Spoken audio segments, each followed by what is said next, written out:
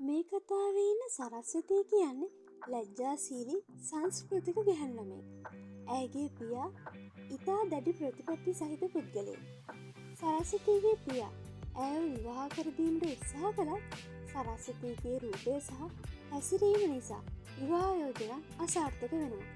මේ නිසා සරස්වතීගේ නංගි ඉන්නේ තරහින්. අක්කා බන්ධන්න විදිහක් නැති නිසා නංගිගේ කසාද කරගන්න විදිහක් නැහැ කියලා නංගි සරස්වතීට දොස් කියනවා. ඉන්දර් කියලා කොල්ලෙක් ඉන්නවා. ඔහු සෙල්ලක්කාර ජීවිතයක් ගත කරනවා. ඔහුගේ ක්‍රියාකලාපයන් සරස්වතීගේ පියා පිළිකුල් සහගතව තමයි බලන්නේ. සරස්වතී කෙනෙක්ට හිතින් ආදරය කරත් ඔහු සරස්වතීව විහිළුවකට ගන්නවා.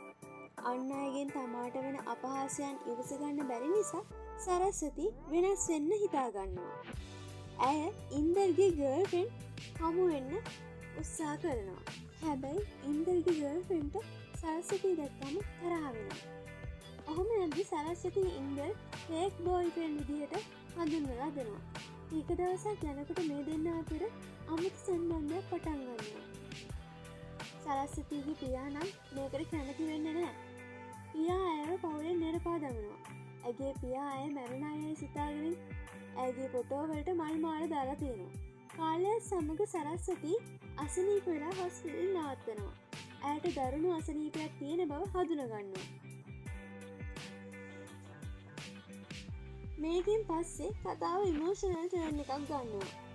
අවසානයේ සරස්වතීගේ පියා ඔවුන්ගේ විවාහයට කැමතිවත් සරස්වතී මරණයට පත්වෙනවා. ඉන්දර් ඇගේ මතකයන් සමග ජීවත් වෙනවා. ඉතින් ඔයාලා සනන්තේරී කසම් පිල්මට අනිවාර්යයෙන්ම බලන්න. තවත් කතා ගෙන එන ඕන්නම් HM සිනමාවේ ස්ටෝරි හබ් සමග රැඳී සිටින්න. සබ්ස්ක්‍රයිබ් කරන්නත් අමතක කරන්න එපා.